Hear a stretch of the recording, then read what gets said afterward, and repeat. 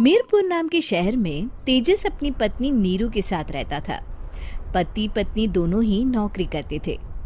एक दिन तेजस गांव अपनी माँ के पास फोन करता है। हेलो, प्रणाम माँ। जीते रहो माँ, तुम दादी बनने वाली हो हैं?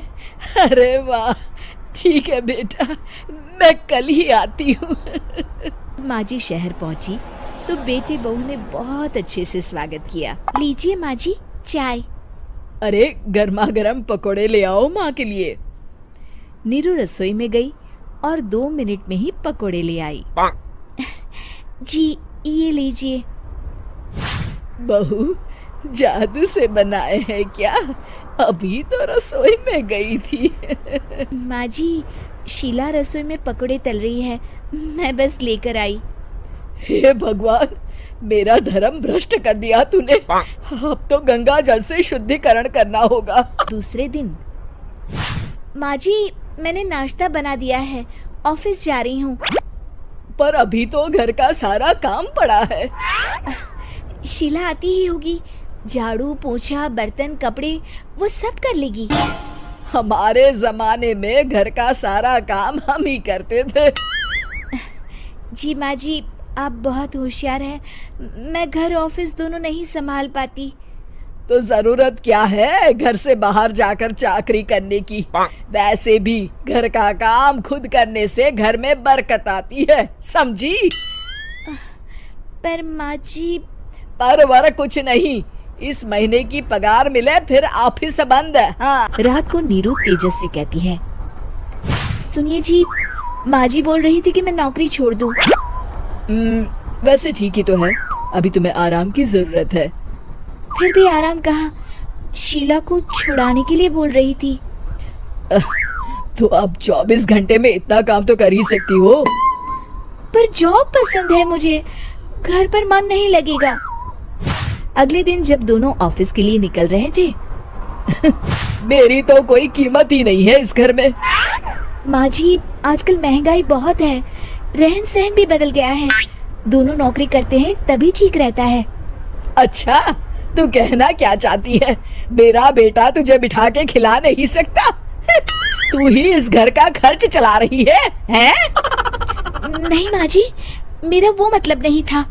मतलब खूब समझती हूँ, ये बाल धूप में सफेद नहीं किए मैंने। हाँ। अब तो ये रोज का काम हो गया था। तेजस भी रोज की झिकझिक से परेशान हो गया था।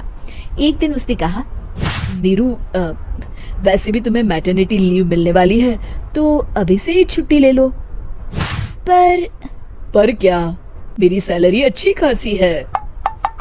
आखिर नीरू ने रिजाइन कर दिया। जब बच्चा हुआ तो घर में सब बहुत खुश हुए। कुछ दिनों बाद तेजस फाइल देख रहा था। क्या हुआ तेजस, कुछ परेशान लग रहे हो?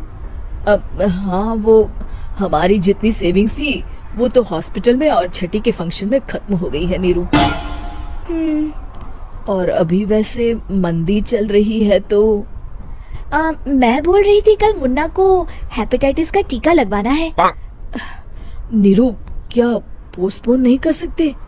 नहीं जी, बिल्कुल नहीं। अब तेजस को समझ में आ रहा था कि उससे गलती हुई है। पैसों की कमी का असर घर के माहौल पर भी पड़ रहा था। अगले दिन, बेटा मेरा चश्मा और ये दवाइयाँ ले आना, पर्चा देते हुए माँ जी ने कहा। जी। तेजस, मुन्ना के लिए दूध का डिब्बा और डायपर भी ले आना, और ये किराने के सामान की लिस्ट है, इसे भी लाना है। तेजस गुस्से में लिस्ट मरोड़ कर फेंकता है और चिल्लाता है, पैसे क्या पेड़ पर उगते हैं? ये ले आना, वो ले आना। अरे पर ये जरूरत का सामान ही है। वो गुस्से में बिना कुछ कहे ऑफिस चला गया। अरे लंच तो ले जाइए।